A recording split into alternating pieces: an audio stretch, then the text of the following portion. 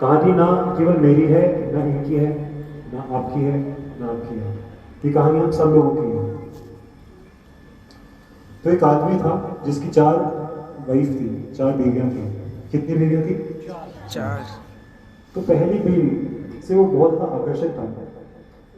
उसकी जितनी भी आवश्यकताएं होती थी वो उसको पूरा कर देता था। अगर उसको कुछ साड़ी चाहिए तो साड़ी ला के दे देता था, कुछ गाड़ी चाहिए तो गाड़ी ला के देता था। कोई अगर हीरे जवाहरात मोती कुछ भी चाहिए तो उसको ला के देता था। दूसरी बीवी थी, दूसरी बीवी से बहुत ज़्यादा अटैच था। दूसरी बीवी बहुत सुंदर थी। तो जब भी वो कहीं बाहर जाता था तो उसको अपने साथ लेके जाता था, लोगों से मिलवाता था, इंट्रोडक्शन करवाता था।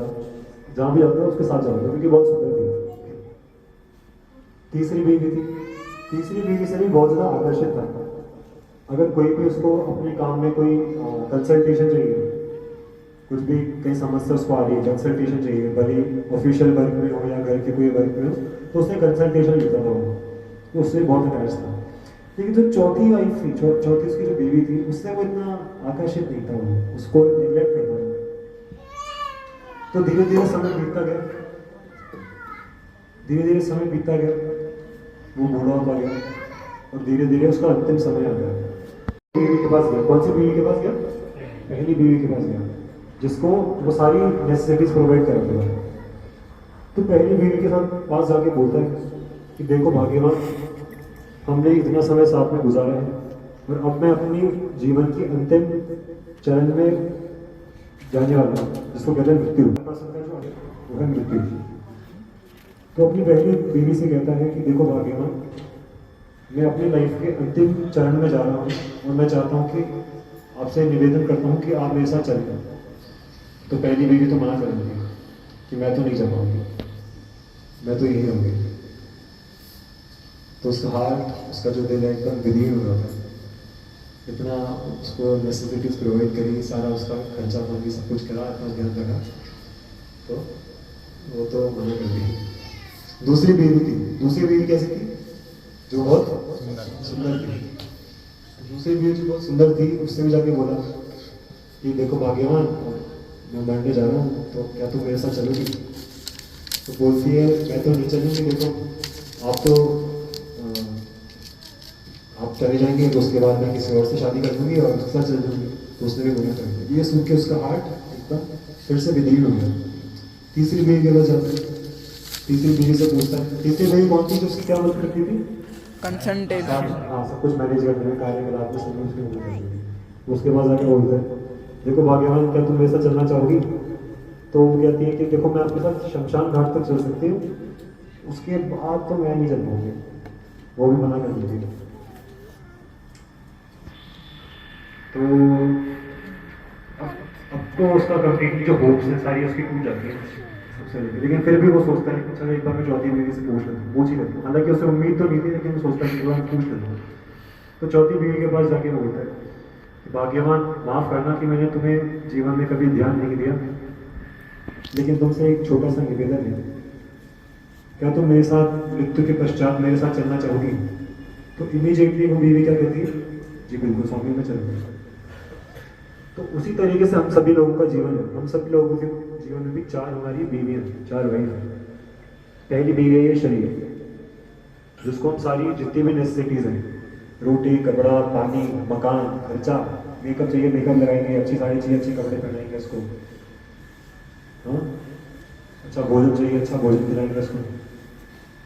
लेकिन फिर भी क्या होता है, जब मृत्यु की घड़ी आती है तो ये शरीर क्या बोलता है? देखो मैं तो यही रह जाऊँगा, मैं नहीं चलूँगी तुम्हारे साथ। फिर दूसरी बीवी कौन है? दूसरी बीवी धन, है ना? कहते हैं money is sweeter than Honey. जो पैसा है ना, वो शहद से भी ज़्यादा मीठा लगता है।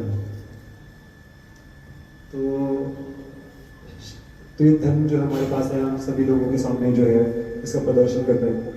लेकिन धन क्या होता है? एक तो हम इतनी मेहनत से कमाते हैं, और मेहनत से कमाए वो धन भी हमारे मरने के बाद कोई और एंजॉय करता है। कई लोग ऐसा कहते हैं कि देखिए, हम उनसे पूछते हैं आप इतना पैसा इकट्ठा कर रहे हैं तो उसका क्या होगा?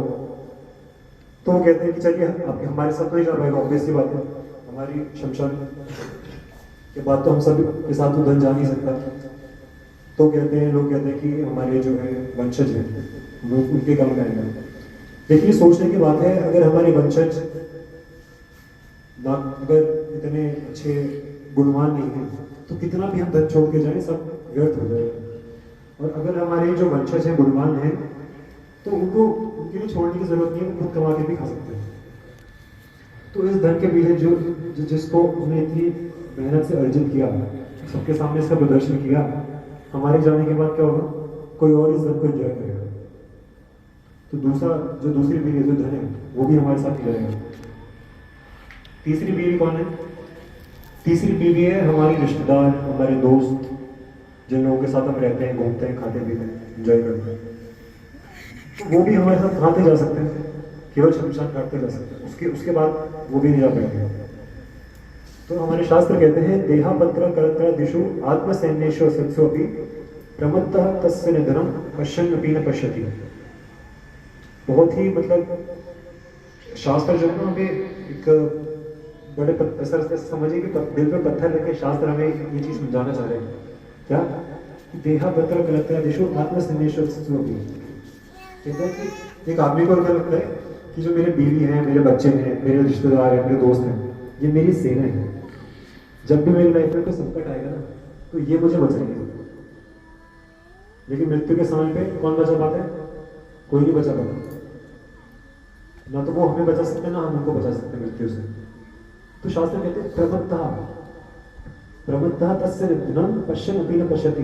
प्रमत्तः मतलब एकदम पागल। ऐसा जो पर्सन एकदम पागल है, क्यों? क्योंकि वो देख रहा है हर समय लोग मर रहे हैं, उसके रिश्तेदार क्या कुछ कर पाते हैं? नहीं कर पाते। क्या वो अपने खुद के रिश्तेदारों के लिए कुछ कर पाता है? उनके अंतिम समय में नहीं कर पाता, कुछ भी नहीं कर पाता।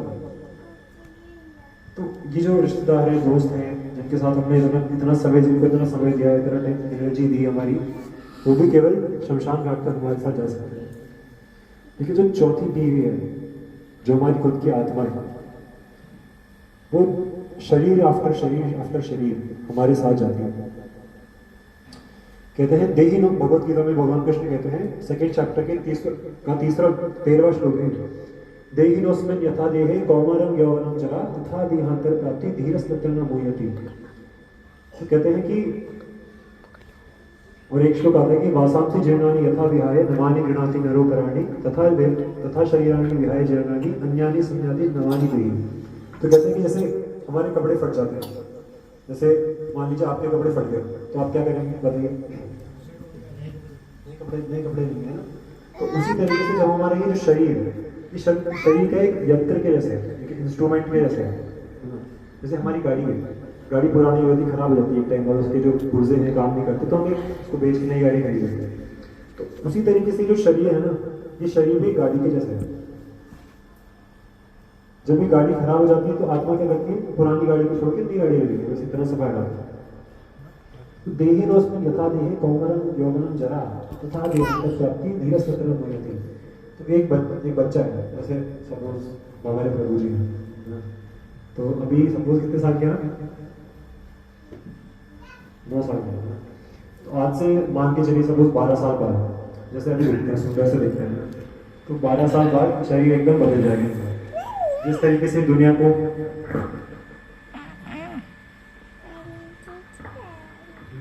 जो देखने का नजरिया है वो भी बदल गया, शरीर बदल गया, मन बदल गया, सब कुछ बदल गया। अब उसी 21 साल के हो गए, अब 12 साल, 13 साल, 15 साल, 20 साल और बदल गए। फिर से जो शरीर है एकदम बदल जाएगा ना, हम सबका बदल है। तो शरीर बदल जाएगा, फिर से जो दुनिया को देखने का नजरिया है, सोचने का तरीका है, महसूस करने का तरीका है, सब कुछ बदल जाएगा। लेकिन अभी भी हमको पता है कि वही पर्सन है जो आज से 30 साल पहले एग्जिस्ट कर रहा था। तो कृष्णा क्या बोल रहे भगवत गीता में, देहि उसमें यथा देहे कौमारम यौवनम जरा, कि आत्मा जो है पहले कौमारम यानी बचपन की अवस्था से यौवनम युवावस्था, जरा बुढ़ापा, उसके बाद क्या होता है? तथा देहांतर प्राप्ति। उसके बाद क्या होता है? देह की देहांतर प्राप्ति, दूसरा देह जो आत्मा है वो ले लेती है। तो ये जो आत्मा है जो हमारे साथ एक शरीर के बाद दूसरे शरीर, दूसरे शरीर के बाद तीसरे शरीर, तीसरे के बाद चौथे, पांचवें, छठे, सातवें, इस तरह से जाया रही है। अच्छा, मैं आपसे पूछता हूँ कि आज आपने आपकी आत्मा के लिए क्या किया? बताइए, कुछ किया? कीर्तन किया? बोलो आगे। सुबह माला का जप किया। 2 घंटे शास्त्र अध्ययन किया और 3 घंटे गाड़ी में आ रहे थे तो कथा सुनी और माला की। तो उनका फिर एक बचपन में प्रभु जी के साथ शेयर कर रहे थे कि एक आध्यात्मिक सोसाइटी अक्षय पात्र के टच में रहना पड़ी, तो इस तरह से काफ़ी सारी चीज़ें उन्होंने सीखी है। लेकिन इन जनरल हम देखें तो हम आत्मा के लिए वास्तव में हम कुछ नहीं करते। आज भी कुछ नहीं किया। अगर मैं किसी से पूछूं कि 1 साल पहले तक क्या किया, 1 साल तक क्या किया, तब भी जवाब ही नहीं। सारा समय जो है हम हमारे शरीर की आवश्यकताओं के लिए, धन के लिए, अपने रिश्तेदारों के लिए, दोस्तों के लिए, हमारे ऑफिस में जो हमारे साथ काम करते हैं, हमारी सोसाइटी में जो लोग रहते हैं, उनके लिए हम हमारा सारा समय देते हैं, सारा समय। लेकिन हमारी जो खुद की आत्मा है उसके लिए हम कुछ नहीं करते। तो आत्मा का स्वभाव समझना बहुत जरूरी है। आत्मा का स्वभाव क्या है? जैसे कि एक मछली है, मछली को मैं अगर पानी से बाहर निकाल दूँ, है ना, उसको मैं सब कुछ दे रहा हूँ, पिज़्ज़ा बर्गर खाओ, जितना खाना खाओ, पिज़्ज़ा बर्गर, मूवी दिखा रहा हूँ, सिनेमा में लेके जा रहा हूँ, उसको मछली को बाहर निकाल दिया पानी से, हर जगह लेके जा रहा हूँ, सबको सारी बॉडी की फैसिलिटी दे रहा हूँ, मछली जिंदा रह पाएगी? नहीं रह सकती। उसी तरीके से आत्मा का ये स्वभाव है कि वो भगवान से अभिन्न नहीं रह सकता। बिना भगवान के वो कभी भी कुछ नहीं कर सकता। आजकल की जो सिविलाइजेशन है वो क्या कर रही है कि भगवान को धीरे धीरे भगवान को भुलाती जा रही है। बच्चों को स्कूल में क्या पढ़ाया जाता है कि इंसान बंदर से आया है। पहले पढ़ाते थे इंसान कहाँ से आया? भगवान से। ऐसा ऐसा किसी ने देखा है? कोई है कोई पर्सन जिसने देखा होगा कि भाई बंदर से इंसान आया? ऐसा तो नहीं देखा ना। बंदर को बाद में मैं लेबोरेटरी में रख दूँ, लेबोरेटरी में मैं बंदर को ऑब्जर्व कर रहा हूँ, कई हजार साल बीत गए, तब भी कैसे संभव? कॉमन सेंस से अगर हम सोचेंगे कि ऐसा संभव है कि बंदर से इंसान आ जाएगा? साइंटिस्ट ऐसा कर सकते हैं कि नहीं कर सकते हैं? तो ये केवल क्या थियोरिटिकल ज्ञान है, क्योंकि लेकिन बच्चों का जो मन है बहुत सॉफ्ट होता है। जब उनको ये सब नास्तिकवाद सिखाया जाता है तो धीरे धीरे वो उनको अभी जो थोड़े बड़े हो जाते हैं युवा, उनसे पूछे तो वो बोलते नहीं, इंसान तो बंदर से है। ऐसा संभव नहीं है वास्तव में। तो धीरे धीरे जैसे जो सोसाइटी है आगे बढ़ती जा रही है, भगवान को भूलती जा रही है, हम ये भी पाते हैं कि उनके अंदर जो स्ट्रेस लेवल है, जैसे सपोज मैं प्रभु से पूछूं कि आपने अपने जीवन में कभी ऐसी चीज़ें सुनी थी क्या कि मुझे डिप्रेशन हो रहा है, ये सब चीज, या सुसाइड कर देते हैं, इस तरह के विचार आते हैं? नहीं आते हैं। लेकिन मैं आपको बताऊं, मैं आज का युवा हूँ, आज की सोसाइटी में ये चीज़ें बहुत कॉमन है। तनाव हो रहा है, छोटी छोटी चीज़ों को लेकर तनाव हो रहा है। किसी से बहस हो गई, थोड़ी तुम्हें हो गई तो तनाव हो गया। गाड़ी का अगर थोड़ा स्क्रैच आ गया तो लोग मारपीट हो गई, क्या हो गया। तो ऐसे ही आज की जो युवा है वो ऐसी है, और ये रिजल्ट है क्योंकि हम भगवान को भूलते जा रहे हैं। भगवान को भूलते जा रहे हैं। बॉडीली कंफर्ट बहुत है हमारे पास। पहले के घोड़े पे जाते थे, आज सब कुछ है ना। बैंगलोर, मेरे को जयपुर से बैंगलोर जाना है, मेरे को एयरप्लेन पहुंचा देगा कोई 2-2.5 घंटे में पहुंचा देगा। घोड़े पे जाने तो पता नहीं घोड़े की बचेगा नहीं। तो आजकल के टाइम में फिजिकल, आपके सब मानते हैं कि फिजिकल जो कंफर्ट्स है आजकल के टाइम में बहुत ज़्यादा है पहले के कंपेरिजन। लेकिन फिर भी ये चीज़ें बढ़ती है, तनाव बढ़ता जा रहा है, डिप्रेशन बढ़ता जा रहा है, छोटी छोटी बात में परेशान हो जाते हैं लोग। तो ये सारा रिजल्ट है क्योंकि हम भगवान को भूलते जा रहे हैं। पहले के टाइम पे क्या होता था, मैं आपको बताता हूँ। हमारे दादाजी के टाइम पे लोग पूरे दिन अपना जो है काम करते थे। रात को सभी लोग आके बैठ के रामायण, महाभारत, ये सब चीज़ें डिस्कस करते थे ये सब चीज़ें डिस्कस। आज के टाइम पे क्या होता है, रात के 12 बजे तक जाके नेटफ्लिक्स चल रहे हैं, 1-2 बज जाते हैं। कभी कभी कॉलेज में मैं था, मैंने देखा कि स्टूडेंट्स सो रहे हैं हॉस्टल में, सुबह 4 बजे सो रहे और 9 बजे उठ के फिर कॉलेज में आ रहे हैं। तो ऐसे आजकल की सोसाइटी है। तो ऐसी सोसाइटी से हम ये एक्सपेक्ट नहीं कर सकते वो खुश रह सकती है। तो आत्मा, मैं ये समझाना चाह रहा हूँ कि आत्मा का स्वभाव ऐसा है कि वो भगवान से अभिन्न नहीं रह सकती।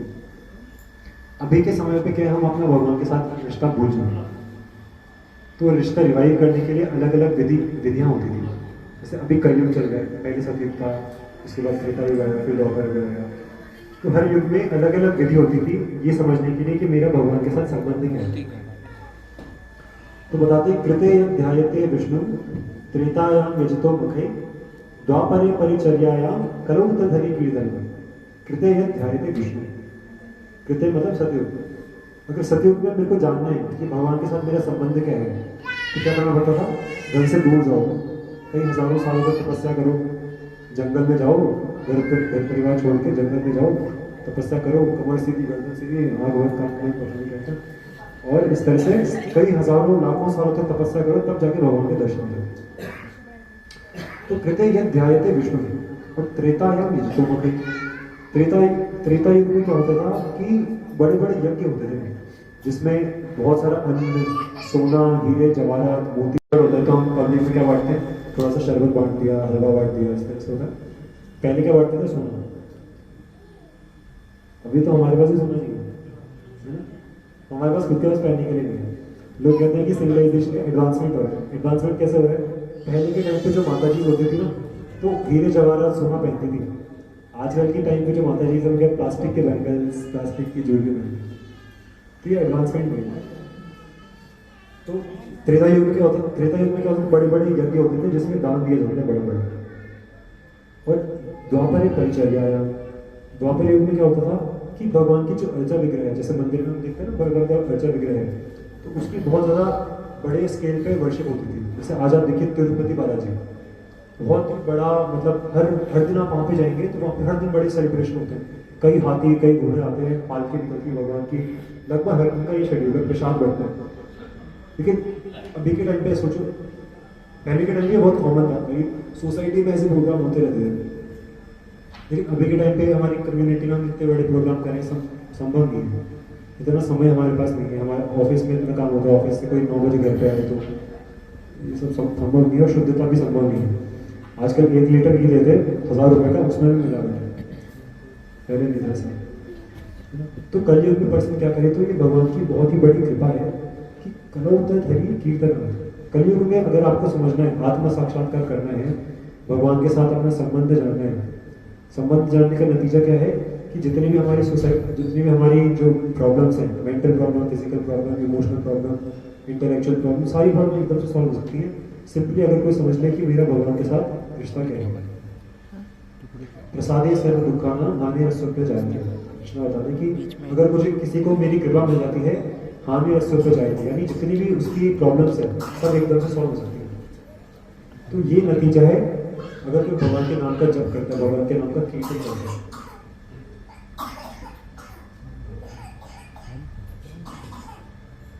तो कई लोगों को एक भ्रांति हमारी सोसाइटी में ये भी है कि जो कलयुग में जो भगवान के नाम संकीर्तन की विधि है ना, ये केवल कलयुग के लिए है। ऐसा नहीं, भगवान का जो नाम है बहुत ज़्यादा पावरफुल है, बहुत ज़्यादा पावरफुल है। केवल इसी युग में नहीं, सतयुग, त्रेता युग, द्वापर युग में भरा पड़ा है इसके बारे में ग्लोरिफिकेशन, भगवान के नाम का ग्लोरिफिकेशन भरा पड़ा है। कैसे भरा पड़ा? मैं आपको कुछ उदाहरण बता रहा हूँ। जैसे कि आपने वाल्मीकि जी का नाम सुना होगा, तो वाल्मीकि जी कौन थे पहले? किसी को पता? वाल्मीकि जी पहले कौन थे? डाकू, बहुत बड़े डाकू थे। आज हम कहते हैं सीरियल किलर मतलब किसने 25-26 मर्डर कर दिए, वो हजारों डाकुओं के साथ करता होगा। तो बहुत बड़े डाकू थे वाल्मीकि जी। तो एक बार नारद मुनि जा रहे थे, तो उन्होंने देखा वाल्मीकि जी को, तो वाल्मीकि जी को बोला तुम इतना क्यों मर्डर करते हो? तो बोलते हैं कि मेरा स्वभाव ऐसा है। तो उनको बताते हैं कि आप भगवान राम के नाम का जप करो। राम भी इसीलिए दिया क्योंकि छोटा सा नाम आसानी से लिया जा सकता है। तो उनको सरल सी विधि बताई कि देखिए आप भगवान के नाम का जप करिए, भगवान राम के नाम का जप करिए। लेकिन वो इतने पापी थे उस वक्त वाल्मीकि जी, कि भगवान राम इतना छोटा सा 2 शब्दों का नाम वो भी नहीं ले पा रहे थे। राम के जगह क्या बोल रहे थे? मरा मरा मरा मरा मरा मरा, बस इसको जल्दी जल्दी बोल दे तो क्या राम राम राम बोल रहा। तो इस तरह से बस वो मरा मरा मरा मरा मरा मरा राम राम राम हम बोलते गए और आत्म साक्षात्कार हो गया। और फिर वाल्मीकि जी ने लिखी रामायण, उनके हृदय में प्रकाशित हुई रामायण। तो हालांकि राम जी त्रेता युग में आए थे, सतयुग में उन्होंने अपने हार्ट में देखा, उनको पता चल गया कि राम जी त्रेता युग में आएंगे, ये लीला करेंगे, पहले उन्होंने लिख दी वाल्मीकि जी, है ना। तो ये सतयुग का एक किस्सा हो गया। एक त्रेता युग में आते हैं जब भगवान राम जो है वो लंका जाना चाह रहे थे, तो समंदर से पूछा कि आप पुल बनाना चाहते हैं वहाँ पे, तो कैसे बने? तो बोल मतलब पत्थर का, आप बोलते रहे कि पत्थर का पुल बना लो, लेकिन पत्थर तैरता तो है नहीं पानी में। तो समंदर जी, जो समंदर देवता है, बहुत अच्छा एक वो देते हैं, बहुत बहुत अच्छी बात कहते हैं। क्या कहते हैं कि हे राम, आपके नाम से तो पापी से पापी आत्मा इस भव सागर से पार हो जाता है। तो ये पत्थर क्या चीज़ है कि छोटा सा सागर है, पत्थर तो तैर सकता है। तो इतने बड़े पापी हैं, जैसे वाल्मीकि जी मान लो, इतने बड़े पापी भव सागर से पार हो सकते हैं, तो छोटा सा पत्थर के इस छोटे से सागर को पार तैर नहीं सकता क्या? तो ये त्रेता युग में सपोज एक, और इसके बहुत सारे उदाहरण हैं। द्वापर युग में हम देखते हैं जब द्रौपदी का वस्त्र हरण हो रहा था तो कोई कुछ नहीं कर पाया, उनके पति सारे रिश्तेदार सब वहीं पे थे, देख रहे थे, कोई कुछ नहीं कर पाया। द्रौपदी ने कोशिश करी, जो दुशासन है उनकी साड़ी वस्त्र खींच रहा था, तो द्रौपदी ने सोचा कि थोड़ा सा कोशिश कर रही थी अपने को बचाने के लिए, तो एक हाथ से तो साड़ी पकड़ रही थी, एक हाथ से भगवान को बुला रही थी, हे कृष्ण हे कृष्ण, तो बचा नहीं पाई। तो जब उसको लगा कि यार अब मेरे बस की बात तो नहीं है, तो उसने दोनों हाथ खड़े कर दिया और क्या बोला, कृष्णा, क्या बोला, जोर से बोली, क्या बोला, कृष्णा। कृष्णा कहाँ थे? द्वापर में, वहां पे द्वारका में बैठे हुए, है ना। तो द्वापर से द्वारका में बैठे थे, लेकिन फिर भी हस्तिनापुर में आके द्रौपदी की रक्षा करी। बस क्या बोला द्रौपदी ने, क्या बोला, कृष्णा, तो भगवान ने आके उनकी रक्षा करी। जैसे अभी हम भगवान का नाम ले रहे हैं, तो क्या हमें सर हम इतने सारे लोग ले रहे हैं भगवान का नाम, तो आपको क्या लगता है कि जो देवंगत माता जी हैं तो उनकी रक्षा नहीं करेंगे भगवान? करेंगे ना। तो ऐसा नहीं है कि जो भगवान का जो नाम है वो केवल कलयुग में है, छोटा मोटा कोई छोटी चीज़ नहीं, हर युग में, हर युग में भगवान के नाम की जो है वो ग्लोरीज हैं, ग्लोरीज। लेकिन क्योंकि कलयुग में अब हमारे लिए संभव नहीं कि हम जंगल में जाएं, लाखों साल तक तपस्या करें, प्रैक्टिकल नहीं हमारा, इतनी तो मरी नहीं हमारी। कोई चीज़ है ना, मतलब अगर 100 साल से ऊपर चीज़ें तो कहते हैं बहुत बुरा होता है। और शास्त्र बताते हैं कि जब कलयुग अपने चरम पे पहुंच जाएगा तो 20 साल का आदमी उसको कहेंगे कि ये तो हमारा पर डाला है, इतना बुरा इसको समझेंगे 20 साल का आदमी। तो जब लोग लाखों साल तपस्या करते थे वो आज के समय में संभव नहीं है। उसी तरीके से बड़ा बड़ा दान देना भी हमारे लिए संभव नहीं है। हम अपने खुद के परिवार में, छोटा सा परिवार है, पहले लोग के 12-15 बच्चे होते थे। मेरी दादी जी थी तो उनके 10 भाई बहन थे, 2 भाई बहन थे। तो अभी तो दो बच्चों के साथ ही परिवार चलाना बड़ा मुश्किल है। तो बड़े बड़े दान देना ये भी संभव नहीं है, और किसी के लिए ये भी संभव नहीं है कि अर्च विग्रह की बहुत अच्छे से पूजा करें, वो भी संभव नहीं है। तो इसीलिए कहते हैं कि कलयुग में स्पेशली जो है होली ने भगवान का जो नाम है, पवित्र नाम है, वो पावरफुल है। लेकिन ऐसा नहीं कि कलयुग में केवल जो भगवान का नाम है वो केवल कलयुग के लिए, हर युगों में, इनफैक्ट हर प्लेनेट पे। गजेंद्र मोक्ष के बारे में आप सभी ने सुना होगा, गजेंद्र के बारे में किसने सुना है? गजेंद्र के बारे में कथा होती रहती है तो कथा में सुना, और किसने नहीं सुना? आप तो मैं बता दूं गजेंद्र मोक्ष की कथा के बारे में। तो गजेंद्र नाम का एक बहुत पावरफुल हाथी था जो रहता था स्वर्ग में। स्वर्ग का हाथी था, सबसे पावरफुल हाथी था। उसका बहुत बड़ा समूह था, बहुत सारी उसकी वाइफ थी। तो एक दिन वो जा रहा था तो थोड़ा सा इंटॉक्सिकेटेड था, थोड़ा नशे में था, तो पानी में जाके खेलने लगा अपनी वाइफ के साथ, अपने बच्चों के साथ वो खेलने लगा पानी के अंदर। तो इमीडिएटली एक मगरमच्छ आया और उसके पैर पकड़ लिया। तो वैसे तो हाथी जो है बहुत पावरफुल एनिमल है, तो मगरमच्छ छोटी मोटी चीज़ है, लेकिन जब पानी में चले जाते हैं ना तो पानी में मगरमच्छ बहुत पावरफुल है, उससे बचना बहुत मुश्किल है। तो एक मगरमच्छ ने उसका पैर पकड़ लिया और जैसे ही सबने देखा सब पानी से बाहर निकले अपने आप को बचाने के लिए। तो गजेंद्र ने बहुत प्रयास किया कि इस मगरमच्छ की चपेट से अपने आप को बचाए। तो ऐसा कहते हैं कई हजार वर्षों तक वो जो संघर्ष चलता रहा मगरमच्छ और हाथी के बीच में, गजेंद्र के बीच में और मगरमच्छ के बीच में, कई हजार सालों तक वो संघर्ष चलता रहा। और जितने भी रिश्तेदार हैं कोई उसको बचा ना सका, सब दूर से ही पानी से देखते रहे कि क्या चल रहा है। तो जैसे समय बीतता जा रहा था, जो गजेंद्र नाम का वो जो हाथी है वो पानी में और ज़्यादा डूबता था। तो ऐसा कहते हैं कि हाथी की जो याददाश्त है बहुत ज़्यादा स्ट्रॉन्ग होती है, मतलब कभी कभी वो कई जन्मों की बातें भी याद कर लेते हैं। तो गजेंद्र को याद था कि उसने पिछले जन्म में भगवान की भक्ति करी थी। तो अब ऐसा समय आ चुका था कि गजेंद्र की केवल सूंड जो है वो पानी के बाहर बची थी और पूरा शरीर डूब चुका था। तो समावर्त भगवान की कृपा से उसको अपने पूर्व जन्म की स्मृति हुई उसने भगवान का नाम लिया। एक नदी जैसे तालाब होता है ना, तो उसमें कमल का फूल उगता है, तो एक कमल का फूल उसने उठाया और भगवान का नाम लिया, भगवान को ग्लोरीफाई किया। तो उस वक्त क्या उसको भगवान का नाम याद नहीं आता, तो कह रहा था कि कोई परम देवता या कुछ इस तरीके से बुला रहा था वो। तो सारे देवता वहां पे खड़े रह गए, कोई आगे नहीं आया। तो विष्णु सोचते हैं कि यार परम देवता तो वही है, तो मैं ही बचा लेता हूँ उसको। तो इमीडिएटली वो गरुड़ पे बैठ के आए और अपने सुदर्शन चक्र से उस मगरमच्छ की को मार डाला। तो उसी तरीके से हम भले ही हम अपने जीवन में कितने भी पावरफुल हो सकता है मेरे पास बहुत ज़्यादा धन हो सकता है मैं बहुत ज़्यादा इन्फ्लुएंशियल हूँ सोसाइटी के अंदर, हो सकता है मेरे पास बहुत सारे दोस्त हों, बहुत सारे रिश्तेदार हों जो मेरे साथ रहते हों, लेकिन जब मगरमच्छ पकड़ता है, वो मगरमच्छ किस तरीके से हमारी मृत्यु के जैसे है। जब हमारी मृत्यु आती है तब कोई भी इस चीज़ हमें बचा नहीं सकती। बड़े हम कितने बड़े हाथी हों, कितने बड़े 30 मिनट मान लो, हम अपने आप को नहीं बचा सकते। बचा केवल सकते हैं भगवान का नाम। हमारे जो परंपरा में जो वैष्णव जन आते हैं तो वो कहते हैं कि नाम क्या है, यह नाम तो चिंतामणि है। चिंतामणि पता है क्या होती है किसी को? चिंतामणि को जानते हैं? चिंतामणि कोई जानता हो? चिंतामणि, तो चिंतामणि ऐसा कहते हैं कि एक पत्थर होता है जो इंसान की सारी, कुछ लोग ऐसा कहते हैं कि भाई लोहे को टच करो तो सोना बन जाता है, पारस होता है। चिंतामणि को ऐसा कहते हैं कि वो जितनी भी इच्छाएं मनुष्य की पूरी कर सकती है। तो हमारे जो वैष्णव जन है वो बताते हैं कि नाम है वो नाम चिंतामणि के जैसा है। एक आचार्य कहते हैं कि वरम देव मोक्षम न मोक्षा बदित्वा न चान्यम गृणेह गणेशा गतिहा इदम ते वपुर्नाथ गोपाल बालम सदा में मनस्याभिरस्तम के मन। कहते हैं कि ये मोक्ष नहीं चाहिए मेरे को। यूजुअली जैसे हम पिए के बैठे में जाते हैं या किसी की बात में जाते हैं तो लोगों को लगता है कि साधु महात्मा जी आने थोड़ा ट्रीटमेंट करेंगे ताकि मोक्ष की प्राप्ति हो जाए। तो हमारे जो वरिष्ठ वैष्णव जन है वो क्या कह रहे हैं कि वरम देव मोक्षम न मोक्षा बदित्वा न चान्य गणेह गणेशा गतिहा।